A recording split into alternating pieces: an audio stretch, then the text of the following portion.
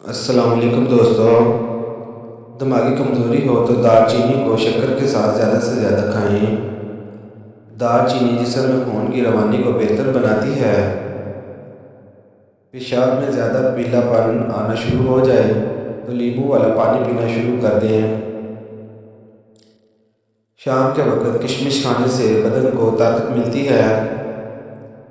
سونے سے پہلے بادام کھانے سے عقل کو طاقت ملتی ہے۔ نہار منہ آڑو کھانے سے بینائی کو طاقت ملتی ہے۔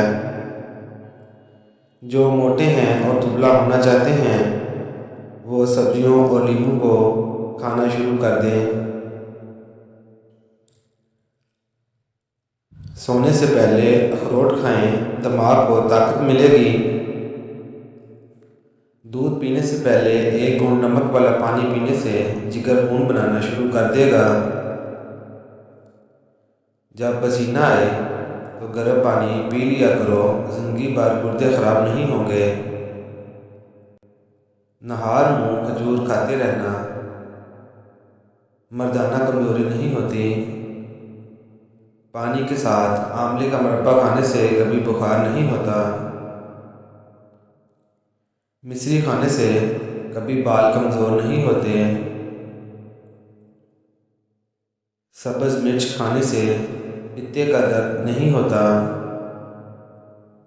پانی کے ساتھ کھجور کھانے سے شوگر نہیں ہوتی۔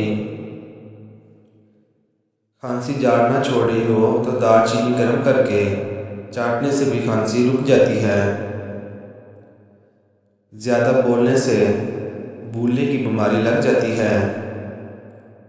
رات کو دیا جلا کر دیکھنے سے نظر تیز ہوتی ہے۔ توتلے پن کے مریض کو پرندے کا جھوٹا پانی پلانے سے ٹھیک ہو جاتا ہے۔ بکری کا دودھ خارش والی جگہ پر لگانے سے خارش دور ہو جاتی ہے۔ چلگوزہ کھانے سے عورت کبھی بوڑھی نہیں ہوگی۔ اگر آپ روزانہ کیلے کا استعمال کریں تو آپ کا وزن بڑھنا شروع ہو جائے گا۔ ہفتے میں 1 گھنٹہ واک کرنے سے آپ اپنی زندگی کے 2 سال بڑھا سکتے ہیں۔ ہفتے میں 3 بار واک کرنے سے انسان کی یادداشت تیز ہوتی ہے۔